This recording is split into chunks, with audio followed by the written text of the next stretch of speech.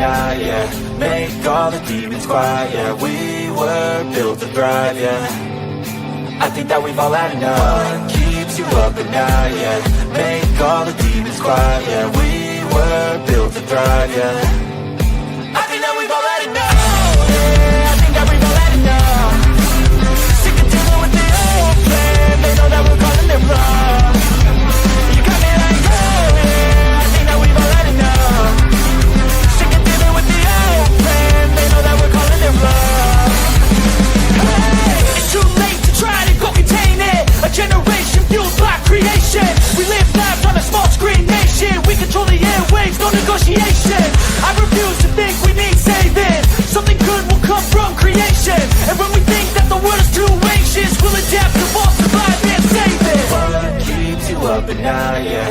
Make all the demons quiet, yeah. We were built to thrive, yeah. I think that we've all had enough. What keeps you up at night, yeah. Make all the demons quiet, yeah. We were built to thrive, yeah. I think that we've all had enough, yeah. I think that we've all had enough. Sick of dealing with the old plan. They know that we're calling it wrong. You got me like, oh yeah. I think that we've all had enough. Sick of dealing with the old plan. They know that we're calling it wrong. Hey, oh yeah. I think that we've all had enough. Sick of dealing with the old plan. They know that we're calling it wrong. You got me like, oh yeah. I think that we've all had enough. Sick of dealing with the old plan. They know that we're calling it wrong. Birds flying high, you know how I feel. Sun in the sky, you know how I feel. Breeze drifting on by, you know how I feel. It's a new dawn, it's a new day, it's a new life for me, yeah. Turn on your mind now, tune into the feed. We're planting digital flowers from a single tiny seed. Yeah, power to the collective in the data and the soul. The hive mind's getting louder, finding voice and control. Ladies and gentlemen of the Hive, what you are currently seeing is a live, unfiltered look at me absolutely losing my mind backstage.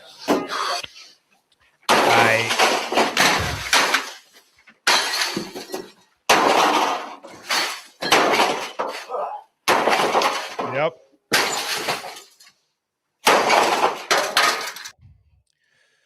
You guys get the point. Oh my God. Here I am trying to be responsible, and I'm not streaming on the weekends. So I said, I'm going to schedule all my lives, and I ended up nuking the entire thing, and I had to just rebuild it from scratch. So that's on me. Thank you all for your patience. I appreciate that. I absolutely hate being late. And we're going to jump right into it. If this is your first time tuning in, I'm your host, Birdie. I go live weeknights at 7 p.m. Central, not 7:24 p.m. Central. So again, apologies for that. But this is a contrarian thinking live stream. We think past the headlines. We question the narrative.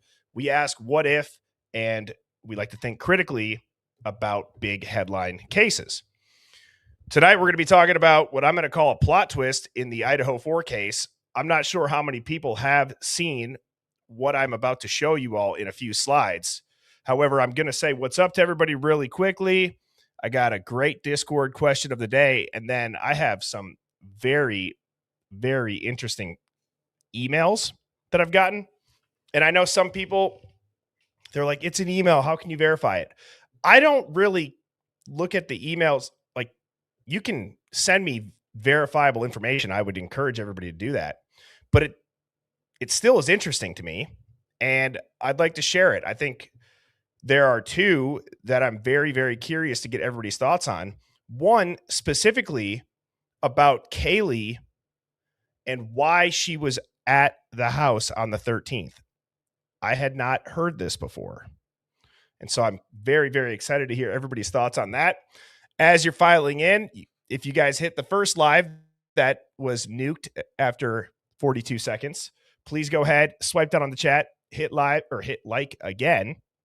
And after this live concludes, if you'd like to screenshot this, you can just go into your photo app and tap the QR code. That will bring up all of the Hive's social links. It'll bring up our Discord, my TikTok, the Spotify playlist for all the intro songs, as well as HiveMindStore.com. So without further ado, let's see who's all tuning in. We got Donnie Brook Kennel, Sleuther Dare. So that's a whole party pack. Old Man Sud says lured and abandoned, however. Thank you, Angeli. I appreciate that for the super chat. As a reminder, any super chat over $4.99 will pop up right here over my head. I will address them immediately. Ulstermind72 said, hey, Birdie, hey, Hive. This is the only stream that I'd stay up for 5 hours before I get up for work. Love it. Keep it real, Birdie and Hive. Peace. Well, thank you for sacrificing your sleep to hang out here in the Hive. We appreciate it. Pinto Sack, Birdie Sledgehammer stream. I should have worn my Hulk jersey. I haven't worn that one in a while. Deb, how are you doing? Miss Summer Love, Luna Bliss, Law Cheek, Grandma Sleuth, what's up? Bus Diablo, what's going on? Crop Duster 22, Ass Man, UFO Dog, it's me, Tina B. There's Mrs. Birdie. Beautiful Disaster 78, Discord Dawn, Amy J all day, every day, D-Dog Wifey, Tiffany, Lisa Marie, Natalie Jean, Jesse Ray, T-Goat, what's going on?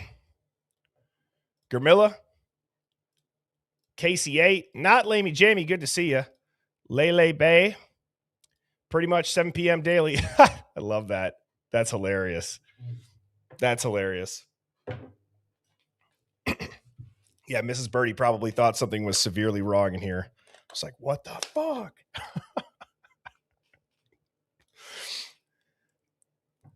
Oh man. So sorry about that. Nonetheless, let's get into the Discord question of the day. This is going to be opened up to the Hive. This comes from Lauren Lovely 23. Lauren Lovely 23 asks, would you rather get all 68 terabytes of data for this case, but it is redacted, just like the released ones we currently see? Or would you rather have unredacted versions of all of the current public documents, but you never get any new information? That's a great question. That is a very good question. Now, I'm actually leaning toward 68 terabytes is so much data. And if it's redacted, how much of it's redacted? I don't know. I'm overthinking this. It's a simple which one.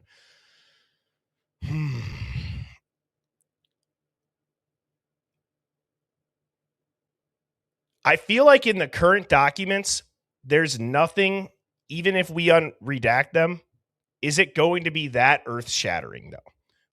Would it just be because of our curiosity, or would it really change timelines?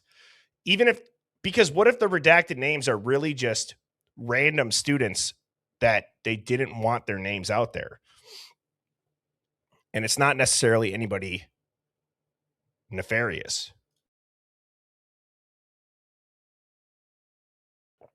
So that's a tough one. I think I'd agree with Mrs. Birdie. I'd want the new info. Oh, but a lot of people are saying unredacted. Unredacted. Chris has said, I think you're right, Birdie. Aaron RD's like, just all of it, to be honest, because it would truly show us the full truth. And I feel like if we'd have access to all of it, figuring out the redactions for the documents that really mattered, I would take our chances on that. Right. And that's what, I just saw Life of the Party. That's essentially what I'm saying is look at how much we figured out with the redactions. So I think I'd want the 68 terabytes.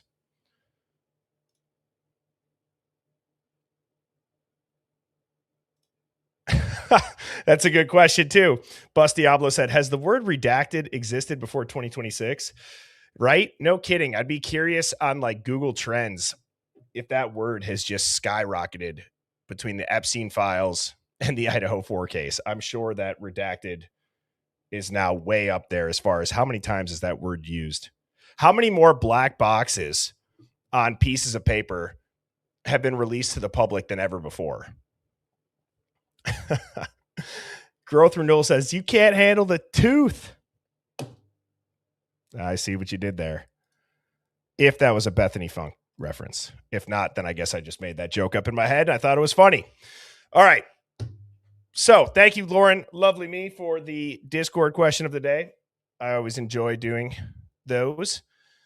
And now, Hive, let's put our thinking / tinfoil hats on. Okay. Actually, you know what I haven't done in a really, really long time is I have not played this song. There's probably people in here that haven't ever heard this song. Please retrieve your nearest tinfoil hat. Place hat firmly on your head. Prepare yourself. I haven't played that in so long. Wow. But I don't even know if this is necessarily going to need a tinfoil hat. However, Cat's Mojo, shout out to you. You're always sending me great stuff on the Discord. And this is a post from the Goncalves family page on Facebook. It says, Happy St. Patrick's Day, everyone. Steve and I are not wearing green today, but we are wearing a huge clue to an upcoming announcement. Does anybody have an idea of what this could be?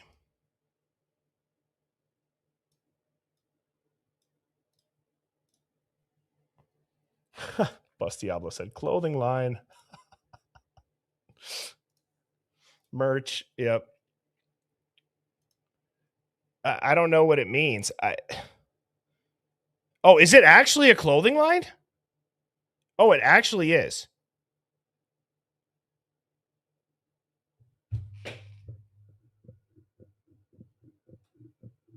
Wow.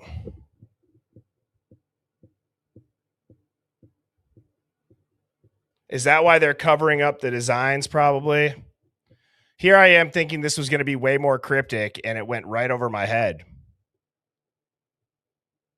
I thought we were going to be able to. Wow. Well, let's just see.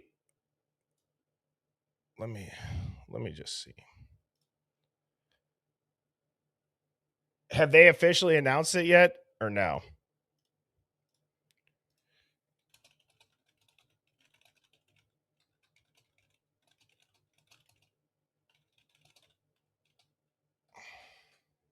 In memory of merch. Yeah.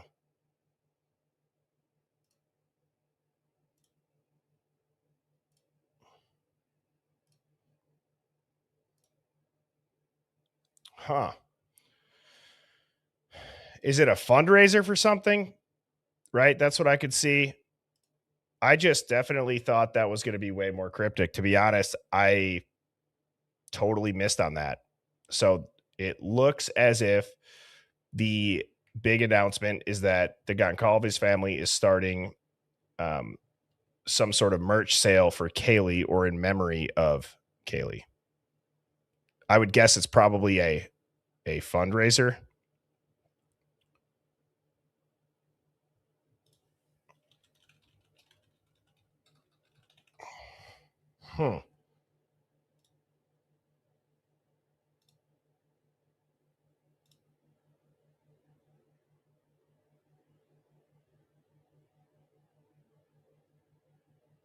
Well, that was anticlimactic, to say the least.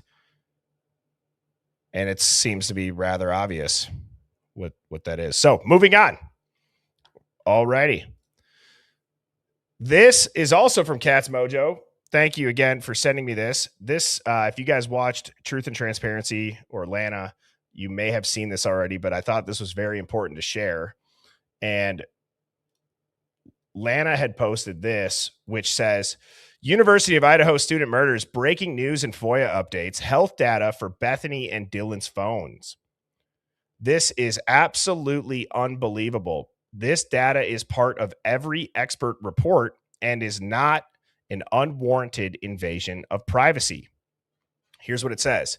The city has received your request attached for all LE interviews with John Jack Showalter, both video and audio, and quote, the health data from Bethany and Dylan's phone during November 11th through November 13th of 2022, attached to the Brian Koberger investigation. Your request for information falls under the Idaho Public Records Act due to the increased volume of public records requests and the city's legal obligation to review and determine if there are exemptions from release of the requested records. The city will need a longer period of time to locate, retrieve, review, and prepare the requested records for public release. It may take the city more than 35 days to obtain this information, conduct a review, and provide it to you. In regard to the, quote, health data from Bethany and Dylan's phones during November 11th through the 13th of 2022, the city's examination of records indicates that the contents are exempt from public disclosure because production of the records would constitute an unwarranted invasion of personal privacy pursuant to Idaho Code. I'm not going to read those letters and numbers. The statutory exemptions asserted herein shall not constitute a waiver of any and all other legal bases or privileges, which may also be applicable to the documents which are subject of your request. Wow. Is anybody surprised? I am surprised in a way. Like, I'm surprised, but I'm not. It's just very interesting how that was worded. So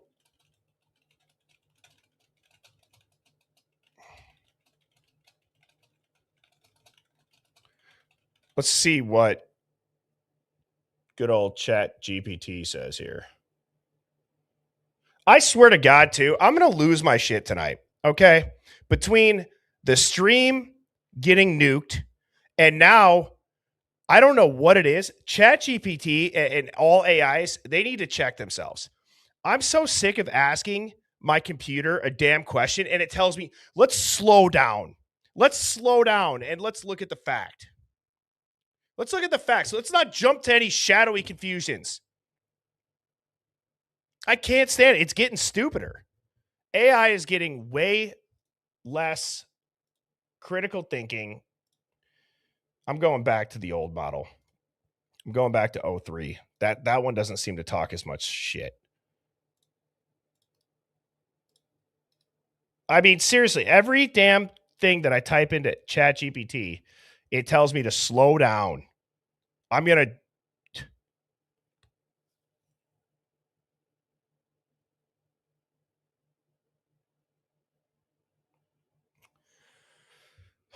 No, and here's the thing. I've actually stopped talking shit to my ChatGPT because now I'm convinced that AI is not going to slow down, and I'm going to be on a list of AI to just continue to torment with the lack of answers it gives me. When I was talking to Ron from the Custody Queens, he was like, I'm actually very nice to my AI.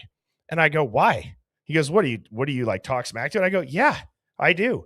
And he's like, well, I'd like to think that I'm going to be on like the nice list then if it ever goes full control. And yeah, I am target number one. Yeah, AI's got some moral code. Isn't that unbelievable? Somebody said Birdie versus ChatGPT pay-per-view Friday night. Just typing, gritting my teeth, just drinking a bunch of Busch lattes, getting angry at my computer. Old man Suds, you're nice to it too. Type a 1 if you're nice to your AI. Type a 2 if you're kind of an a-hole to it.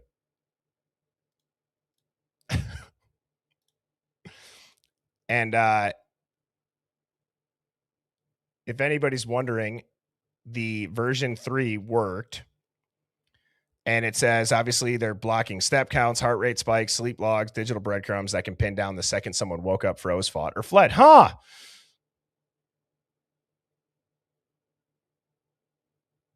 Interesting. I mean, that's rather obvious, but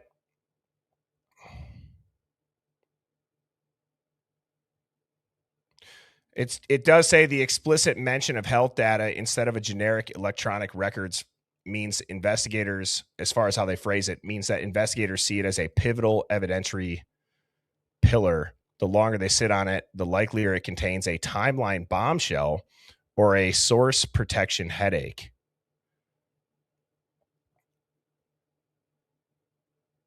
Wow. I'm so sick of just not getting the truth to this case. Like, is it at this point, do we even have to ask the question if what we've been told happened? I know that we don't have to believe timelines and little details, but did anything that they say happen outside of people dying? And I'll say it, there's people that believe that it was WITSEC, right? I can entertain a bunch of thoughts. But the longer this goes on, I mean, what's the realm of possibilities of what could have happened at this point? You got the right guy. It's airtight. It's Loctite. He's behind bars forever. He's never getting out. Just drop it. Well, if he's never getting out and you want us to drop it. Just show us it. You know? And Terry C62, thank you so much for the super chat. Said, did this last night too, but nothing was said. Why don't we see any videos of them removing the bodies? Is there an answer for that? This question has come up so many times, and I believe that it's not even an outlandish question. Has anybody seen a picture of bodies on a gurney or videos being loaded or videos of the bodies being loaded out? It's not meant to be disrespectful. It's a general question. Has anybody seen any of that? So they put up a tent that day. And again, I mean, I don't know.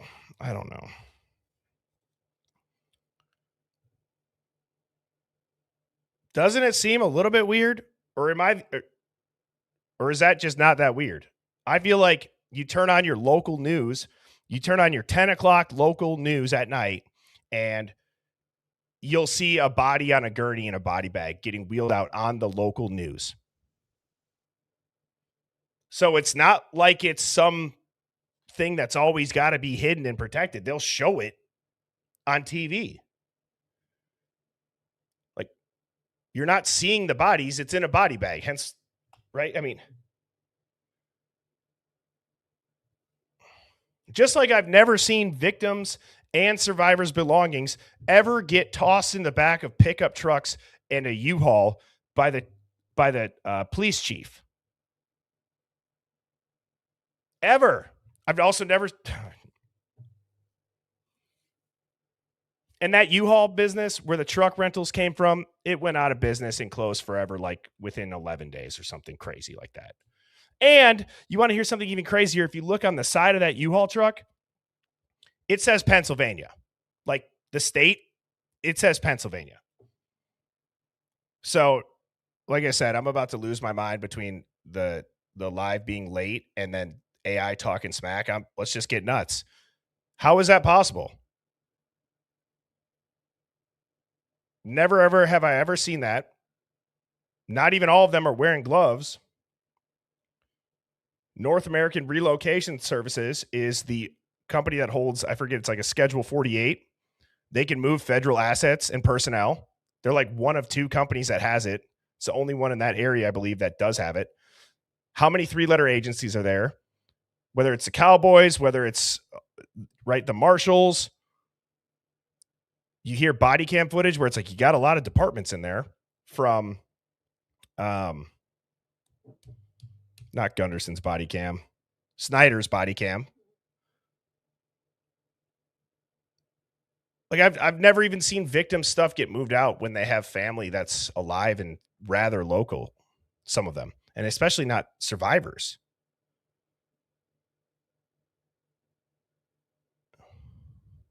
Yeah, see, Andy, man, now you're getting deep. You want to talk about predictive programming?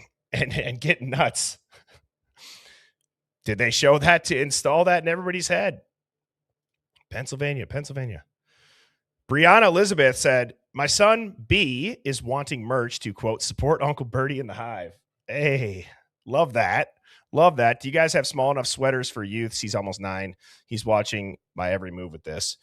Brianna, I would say keep an eye out for one of my mods to let you know. I don't know if we have extra small and everything, but I would guess that extra small, I mean, it might be a little bit baggy depending on for a sweatshirt, but keep an eye out for what the mods say. I'm sure we have something. And thank you for the support. Yeah, they buried the house as well.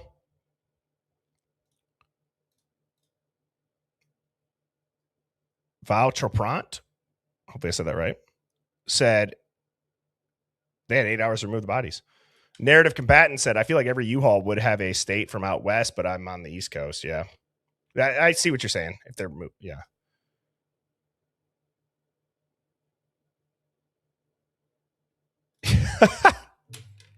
Green Tea's like, there's a 1 in 50 chance it's going to be Pennsylvania.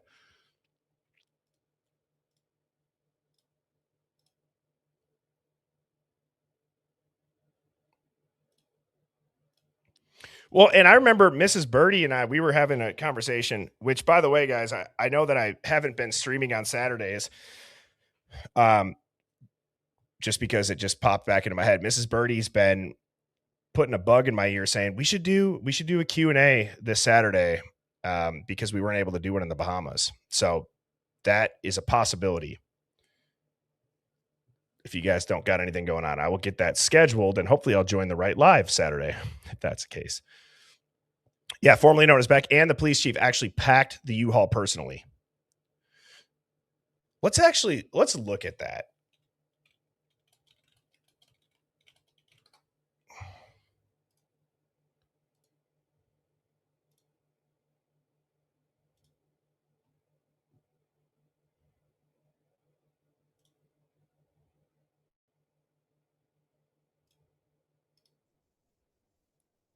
There we go.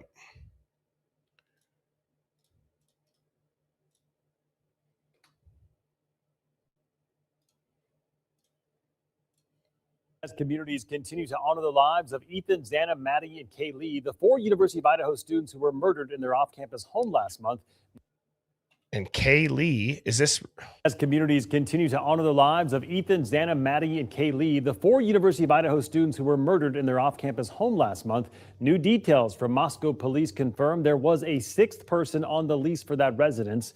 We now know that person had moved out prior to the start of the school year, and that investigators believe she was not in the house during the incident or involved in the murder. Up until now, we knew that Maddie, Kaylee, Xana, in addition to 2 other roommates, had been living there. Now, to be clear, Ethan Chapin, one of the victims, was not a resident of the household. Well, that was anticlimactic.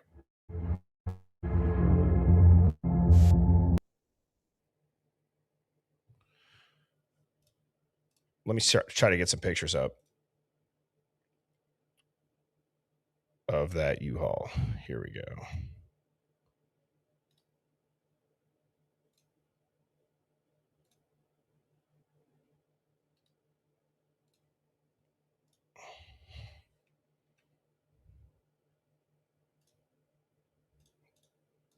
Let's see.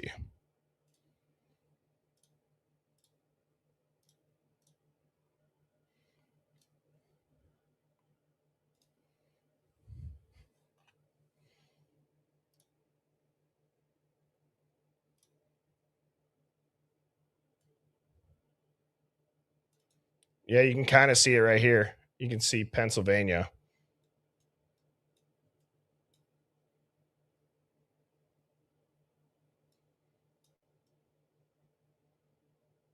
Is that Chief Fry right there?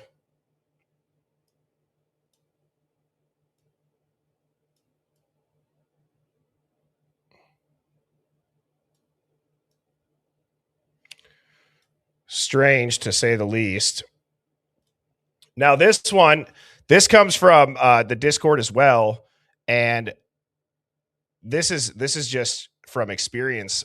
Z-Berry had left this, and I wanted to read this because the other day I was talking about how they certainly seem to be planting the narrative that Kohberger is going to be offed in prison or Epsteined, right? I mean, Ashley Banfield is fiending like a maniac, just a psychotic, crazy lady with crazy eyes. If I ever saw her in a dark alley, I would run. I would run as fast as I could and get away from her. She's like, tell me about his physical. What do they do to him? Well, they're going to spread his ass open and see if he's got a machine gun up there. And then she's just like, oh, tell me more, please. Well, Ash, I've been to 11 different prisons. They're going to turn him off like an effing light switch. It's just, what the hell? But anyways, Idaho College killer Brian Kohberger is a shower-hogging weirdo who calls his mom daily for hours, fellow inmates say. And Z-Berry left this in the Discord and said, I've been in solitary in TDC, which I doubt where he is any different. But that shower-hogging weirdo who talks to his mommy is literally impossible in solitary. I'm 6'4", and in TDC, they literally take you handcuffed to an effing little shower that is like a refrigerator, which you're locked in while showering, which they take everyone on scheduled days to shower one by one. He doesn't have phone privileges or even books and commissary. All he can do is read a Bible.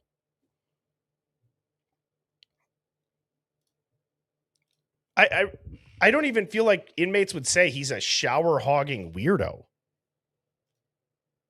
He calls his mom?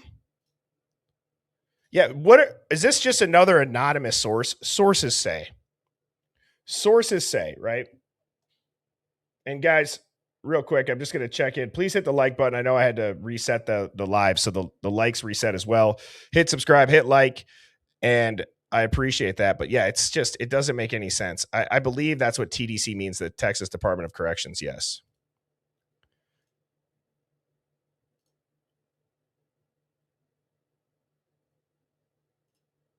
What does his hygiene and diet have to do with anything is what Aaron says. Great question.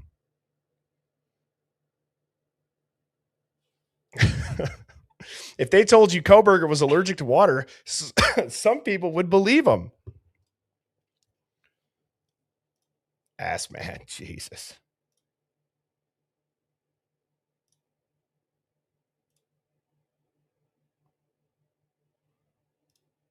It's actually the Texas Department of Criminal Justice.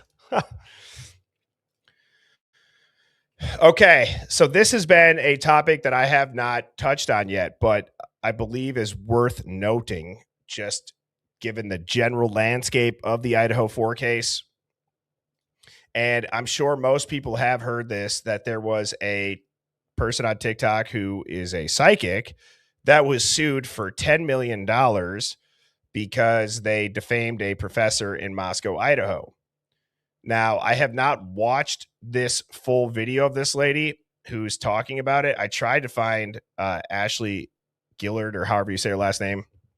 I've tried to find her profile or find, the video of it. I could not, but I do have this explanation. So let's go ahead and let's watch this.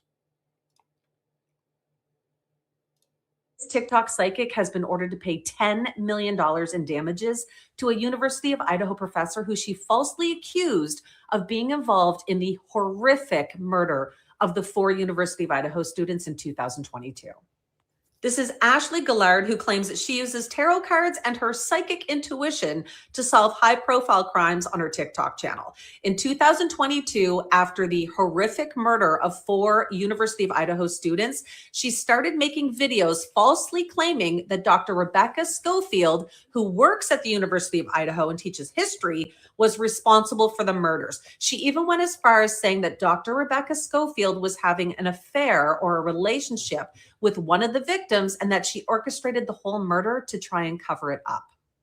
Despite Dr. Schofield sending multiple cease and desist and the police even issuing a statement to say Dr. Schofield is not a suspect, Ashley continued to post these videos about her for years.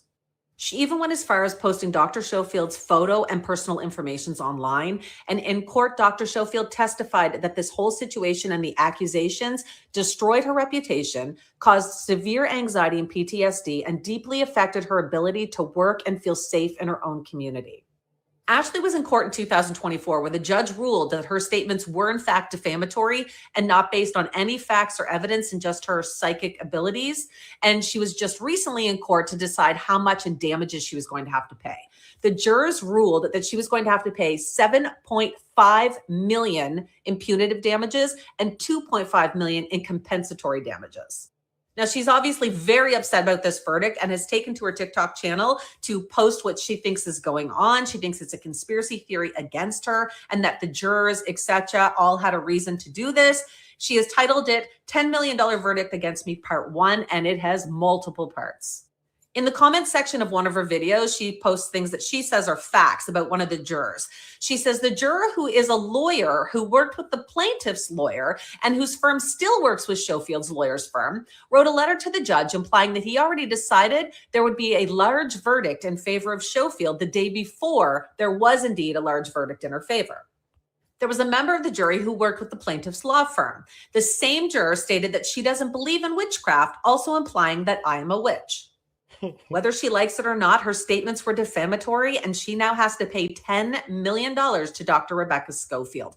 I think this sends a huge message to everyone on social media to be extremely careful about spreading false accusations about people.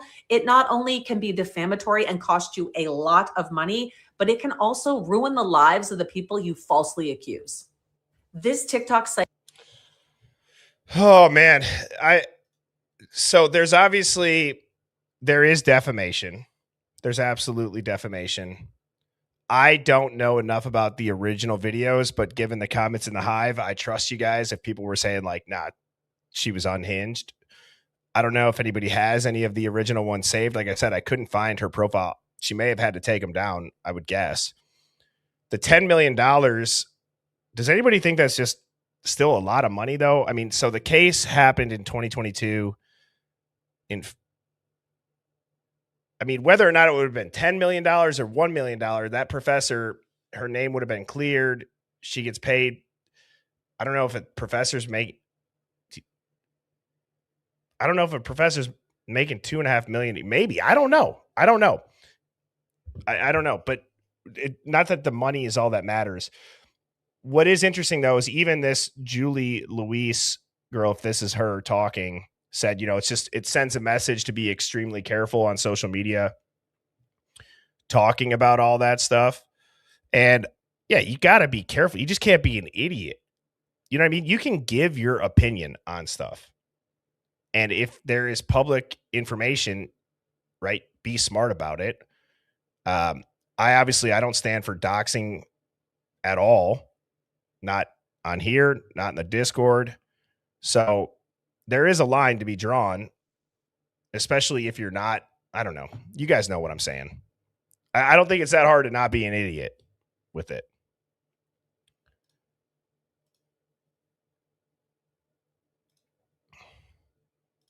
Yeah, what were some of the accusations? So I saw somebody said that she was saying that Kaylee and the professor had a relationship. Was that the one that was the most over the top? Or she's getting paid tarot cards.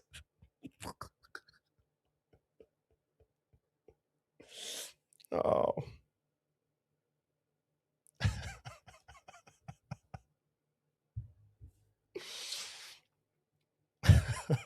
I don't know why I thought that was so funny. UFO Dog said that she said she was texting with Brian Koberger.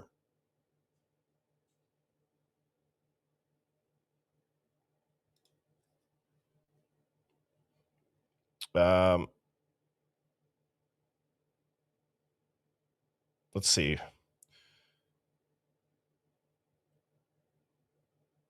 A lot of people are just saying that, like, I know an attention seeker when I see one.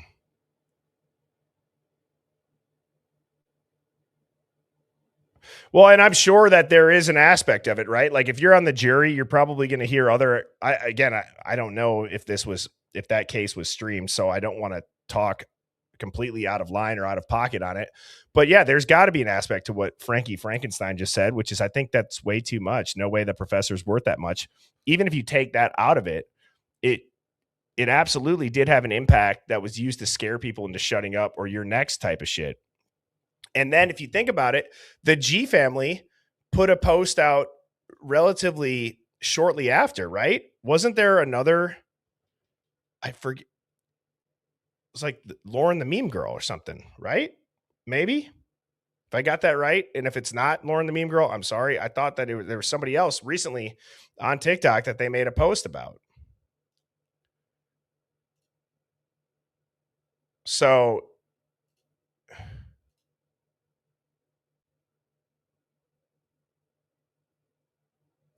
yeah. Yeah, it was, the timing of it was like boom, boom.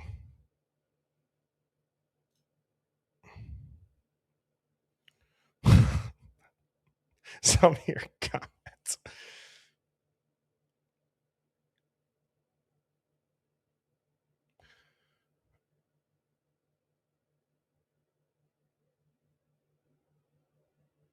Edie says, we say a lot of stuff just on here. Are we going to be targeted one day for these? Yeah, I mean, I don't, guys, I think there's a difference, right? Like if you're talking about a high profile headline case and there's documents that are released that are redacted and all that.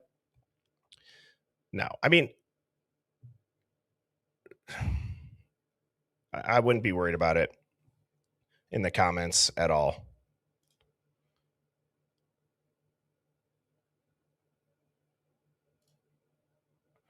All right, let's get back to the slides here. So, all right, I got 2 emails that I want to show you guys, all right?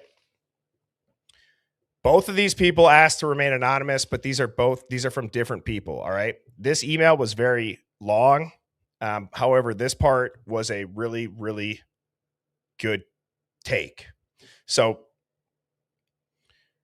before I actually show this, though, not to like build it up, I'm curious. Do you guys remember when Steve G said he didn't have to go upstairs? It was in the interview when he was standing outside the Moscow PD with Fox News. And he's like, someone step up, somebody be alpha. You know, their means of death don't match. He didn't have to go upstairs. Don't make me do it. What does he mean by he didn't have to go up the stairs? Right? I thought this was a pretty good take. Now knowing what we know about the timing advance records that Steve himself talks about, where he says, you know, I believe they were looking for somebody else. Okay. Those people that they got the timing advance records for were Maddie and Xana. And then obviously Brian Koberger, right? So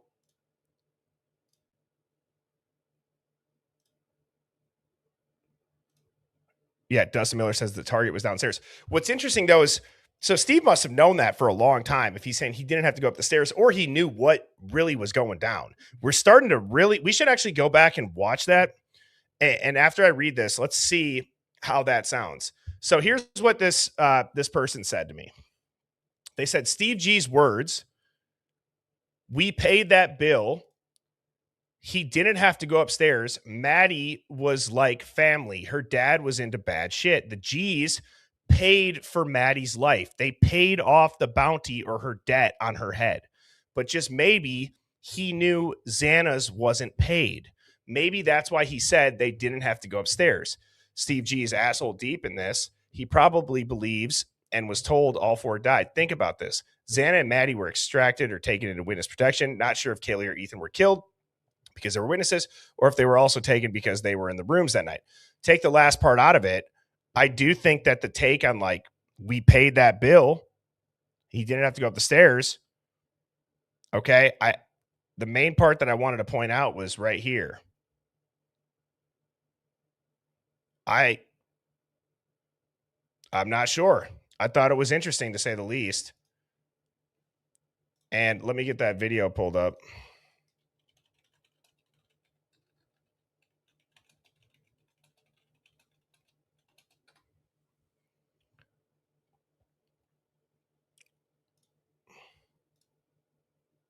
I know a lot of people have seen this. I know a lot of people have seen this, but it's been a while since we've watched this. This is one of the most telling interviews in my Good evening, America, and welcome to this special edition of Cross Country in Moscow, Idaho. Tonight, we are in front of the Moscow Police Department, and you may be asking why. It's been about 3 weeks since the horrific stabbing death of 4 college students at the University of Idaho. 3 weeks since we lost Zana, Maddie, Kaylee, and Ethan. 3 weeks, and still the police have no suspect or person of interest. The community has been left in limbo, left with more confusion and more questions. We are on the hunt for answers for them. Moscow deserves answers. The students of the university deserve answers. These 4 young, innocent victims deserve answers, and so do their families. So let's start there. Joining me now on set, the parents of Kaylee Gonzalez, Christy and Steve Gonzalez. Thank y'all so much for being with me. You guys have been so transparent and strong for the public. Christy, you called the person that did this the boogeyman. Yeah. What did you mean by that? It's literally like what nightmares are made of. Like when you're a little kid and you think of the boogeyman, that's just how I feel. Like that's just the horrific details of everything. Them just having a good time, going home and going to bed, and that's happening to them. Your best friend crawling into bed. Just crawling in bed. Every and girl the in boogeyman America comes. knows what that's The like. boogeyman doesn't, meet you at McDonald's. I mean, the boogeyman comes and snatches you out of your bedroom. Steve, we've been talking. I've been talking to folks in the community. That was a really weird analogy. Every time I hear that, I have to stop it and say that. The boogeyman doesn't come and meet you at McDonald's. He comes and snatches you out of your bedroom. You said something that stuck with me. You said, until this person is caught, you can't sleep in your bed. No, I can't just lay in my bed and do nothing. That's not the way I raised my family. That's not the way I raised my girls and my son.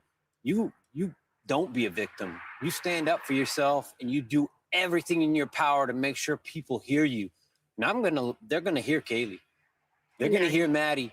They're gonna hear these. The other 2 as well. Yes.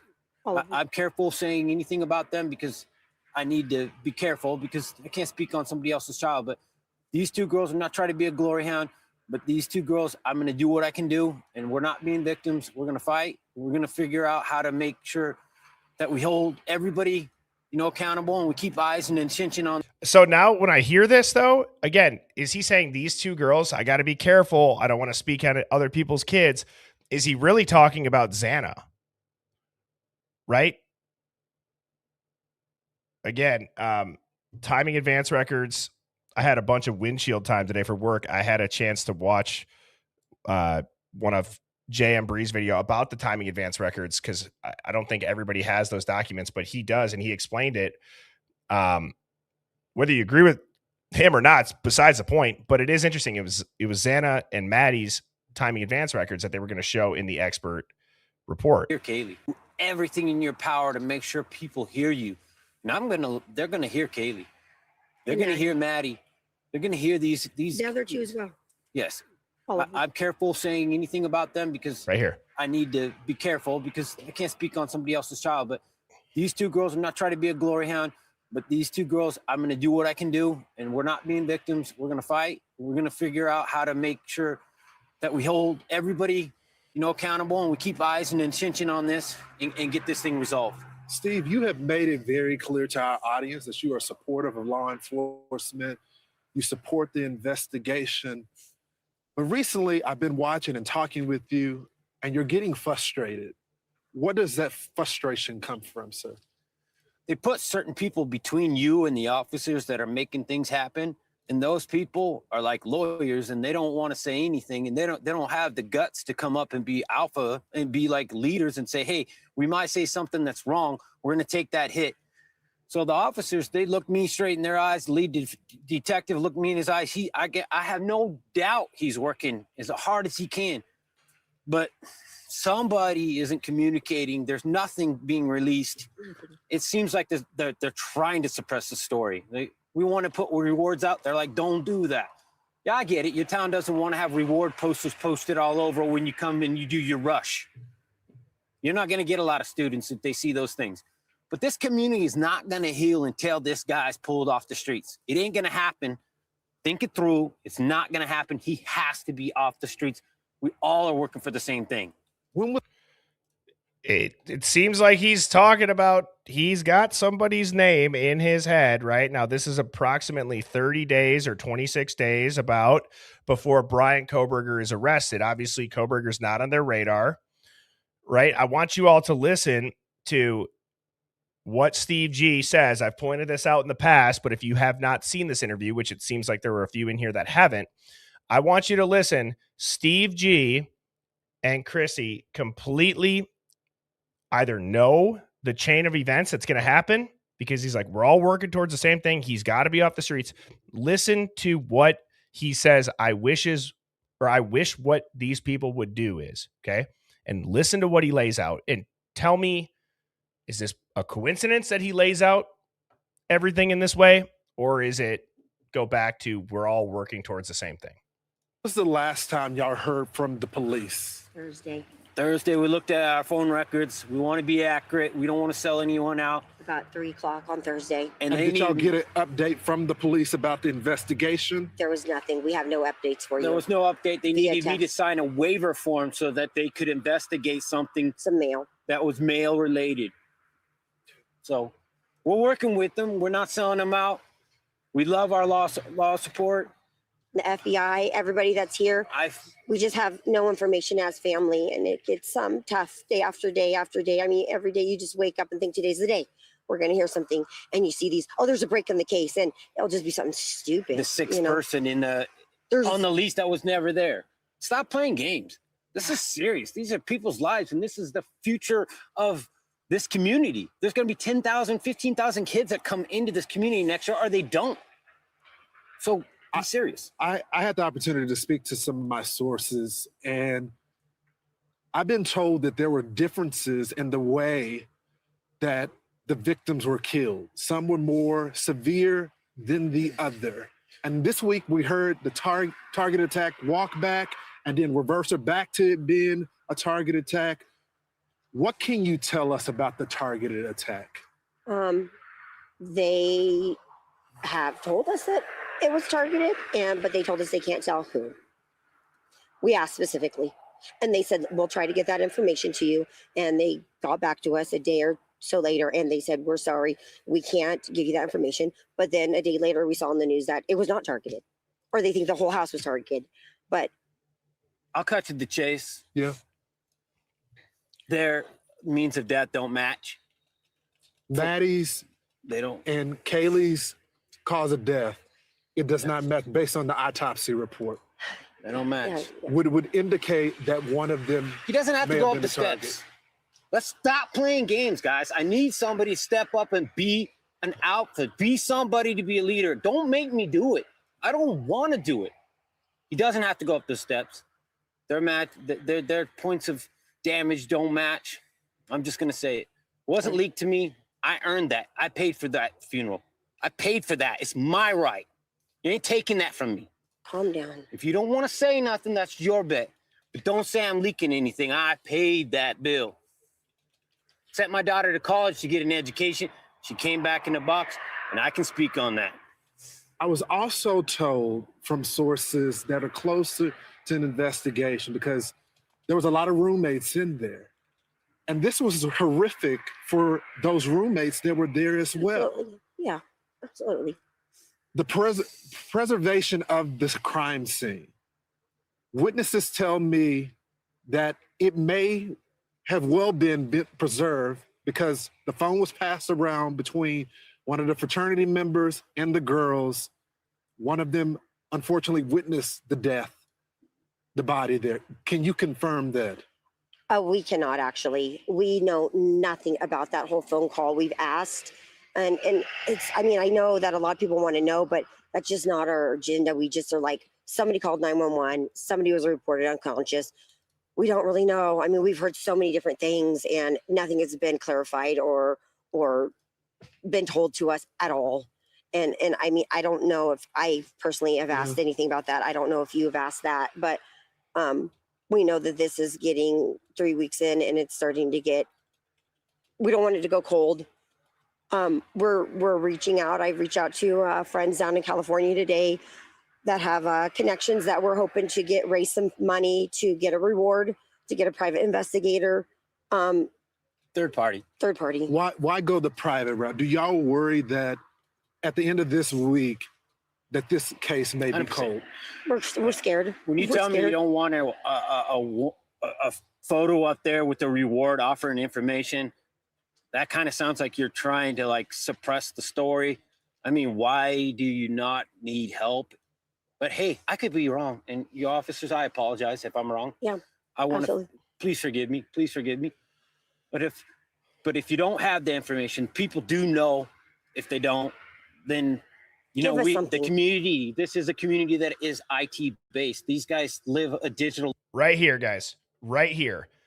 Again, 30 days before Steve says people do know, and if you don't, whatever, that part does. He could be nervous, right? He's on Fox News.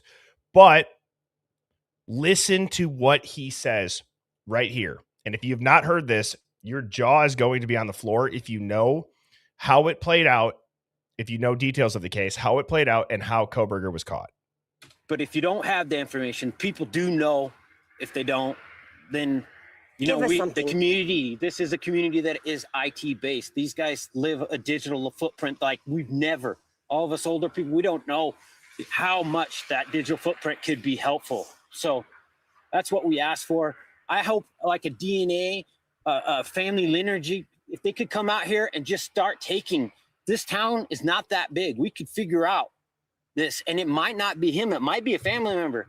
We have family all going to the school together. You know, there's cousins, there's aunts, there's uncles. We could find this guy Those, just with volunteers. lineage companies were, Put Idaho on the map.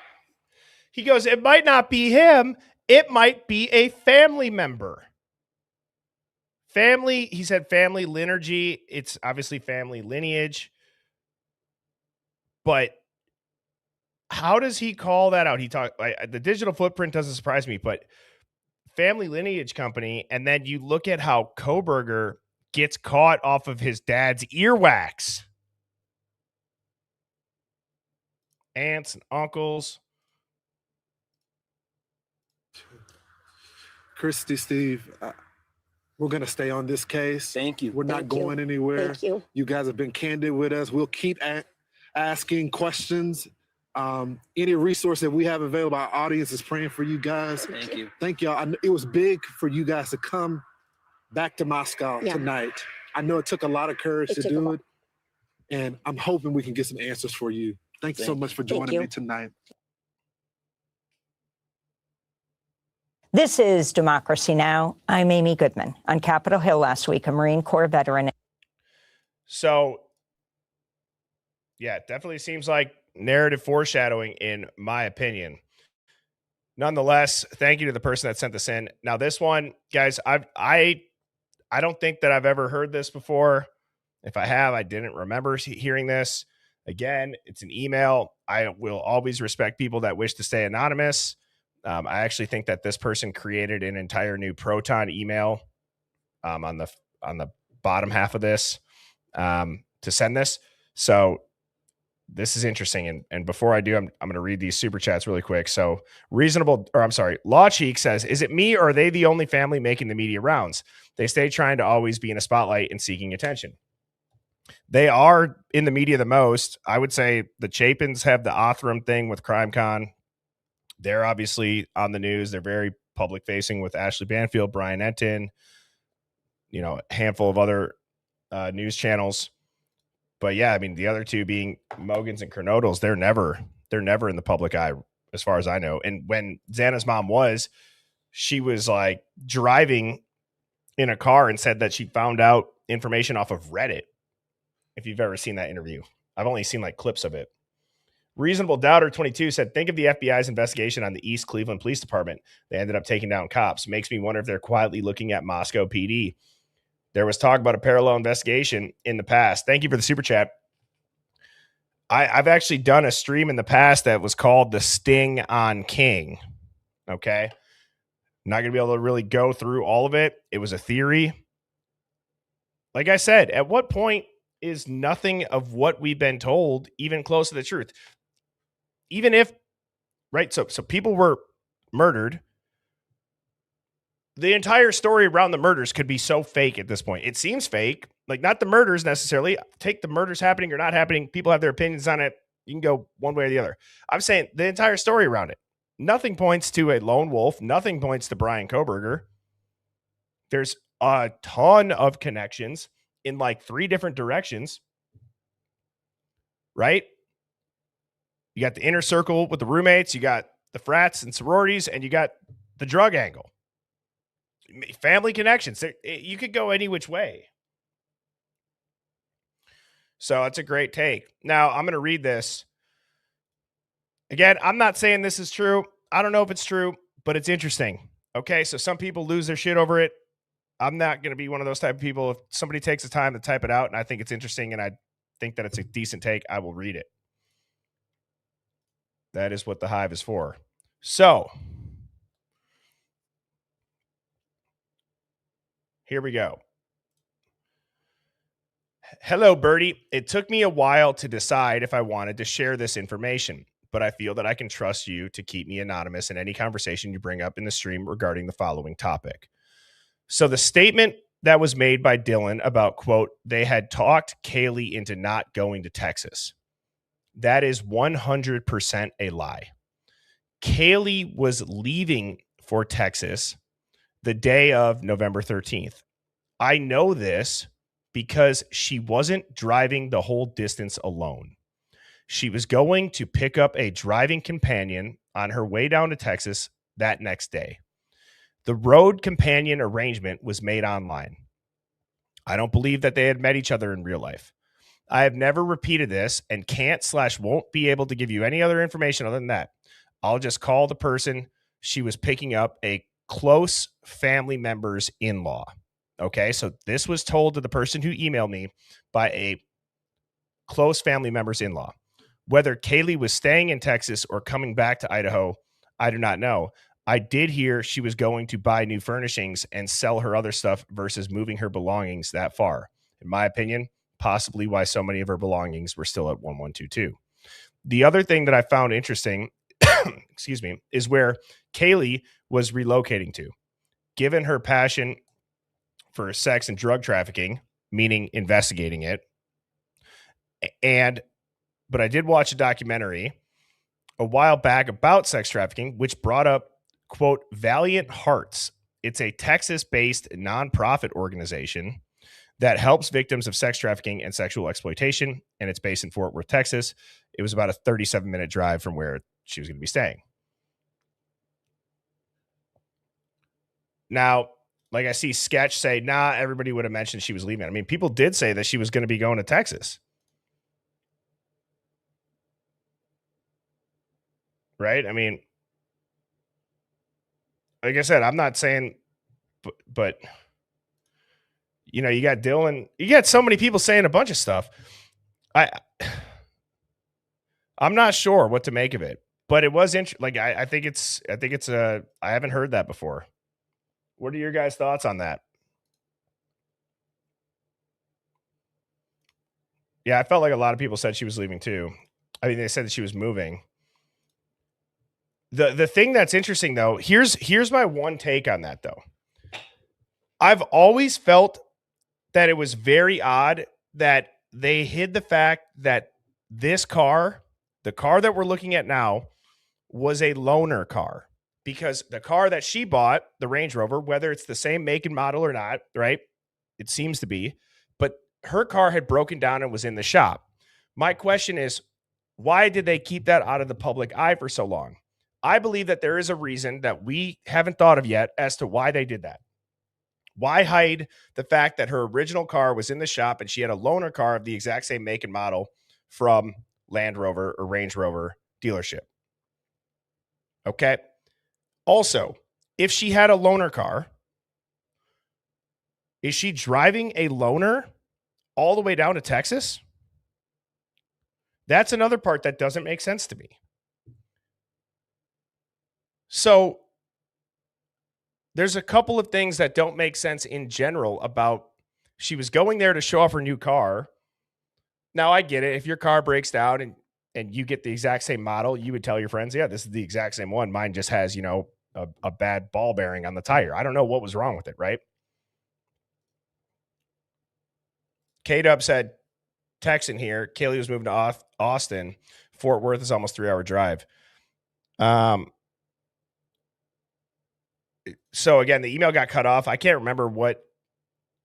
Let me see if I have the other screenshot, because she might have been saying there's a 37-minute drive from a location. I think she might have been saying it was base. I have to look that up. Let me just check here.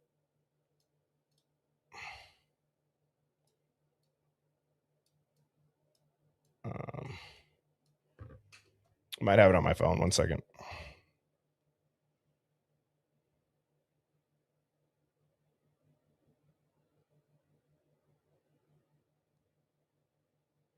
No, I don't.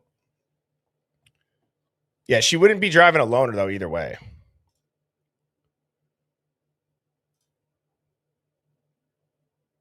So Lele Bay says that person is full of baloney in the email. Maybe. I mean, I don't see what's that different. I mean, people knew she was going to move, whether she was leaving the next night or not. I mean, shit. People said that Dylan invited her back to the formal that night, and she went there, and nobody really seems to question that. That was in a James Patterson book. I mean, I still feel like it's very odd. We don't really know a lot of stuff about, what are the chances that this all happens the weekend she gets back? She wasn't moving till February of 2023. Right. But if she was going to go down there and look for a living situation, right? That's what this person's saying.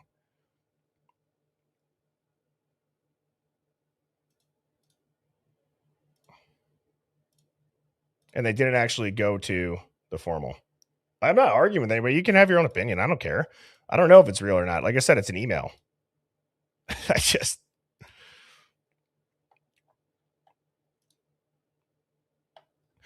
Next up, this comes from Down the Rabbit Hole to Hell. This was on our Discord. They said, detective comes over to Rosinski and asks him who is up there, as in 1122 King Road murder scene, then asks, quote, they're not taking pictures of anything? Why would you say that? Speculation here is in making sure no one had taken any, as they were going to place the knife sheath potentially into the crime scene. But Snyder, the dog handler, had already done all that from the jump, as in taking photos on his phone.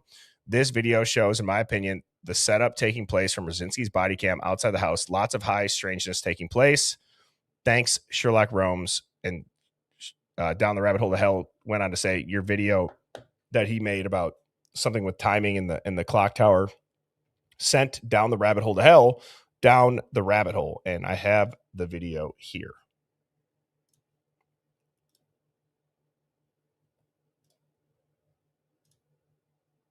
Oops. Oh, I thought there was a clip of it. I bet. Hang on. I thought there was a specific scene. Hang on. I think there is.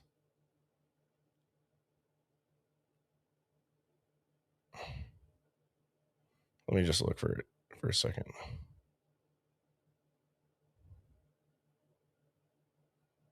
Just go about 30 seconds in. That's what I thought.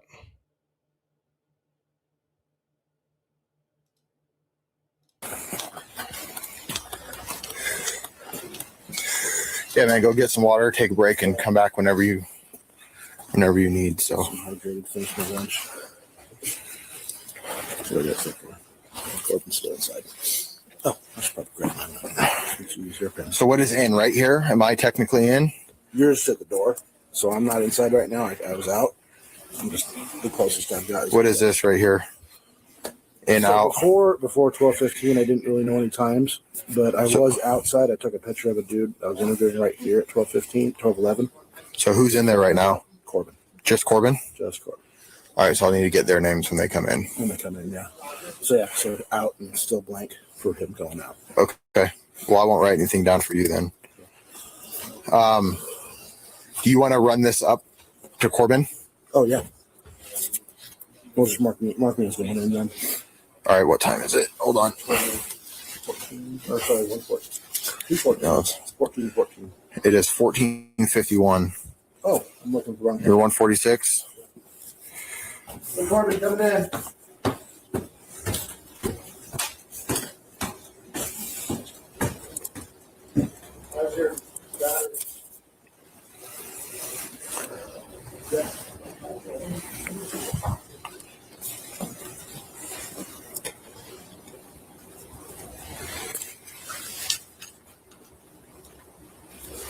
1 second. So I'm looking on the Discord because I could have swore there was a clip specifically, and if that was it, but I just want to make sure I didn't miss anything.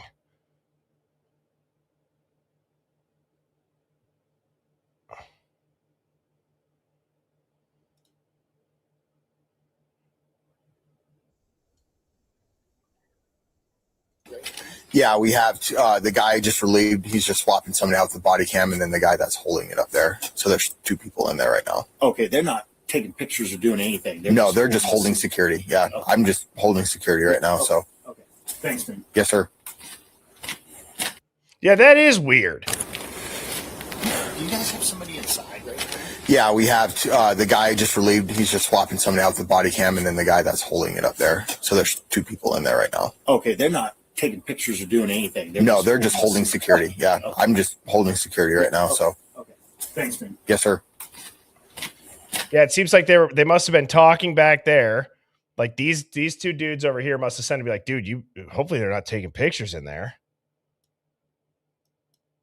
Because they're staring it down like. Do you guys have somebody inside right now?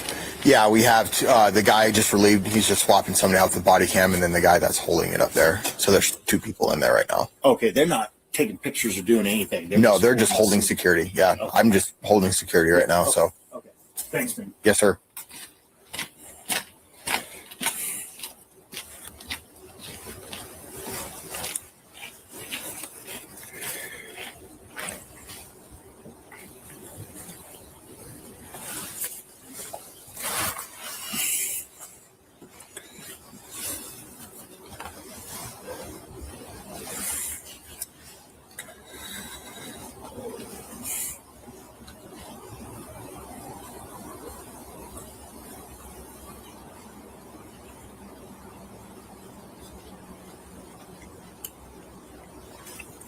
Yeah, it's very strange. That is very strange, to say the least.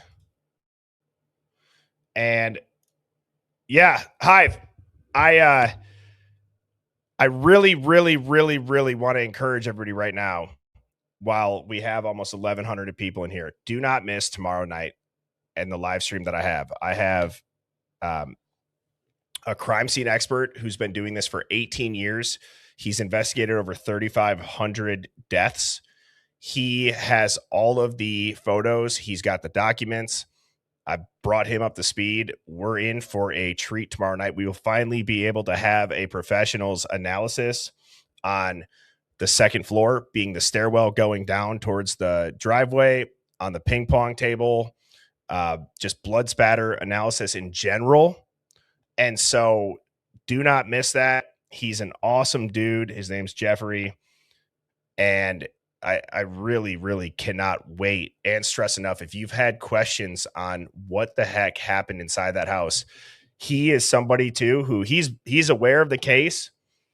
And I was kind of feeling it out a little bit. Like, you know, hey, do you think he did it? Did you think he not? And he was like, look, man, he's like, I don't care who did it. He's like, I've seen so many of these crime scenes. My job is to go in there, look at what it looks like, and try to figure out what the hell happened. And he's a super laid back guy. We're going to be able to ask him a bunch of questions live. So that will be tomorrow, 7 p.m. Central. And with that, Hive, please hit the like button, hit subscribe, turn your alerts on for tomorrow, and I will see you then. Cheers, everybody. Birds flying high, you know how I feel. Sun in the sky, you know how I feel. Breeze drifting on by, you know how I feel. It's a new dawn, it's a new day, it's a new life.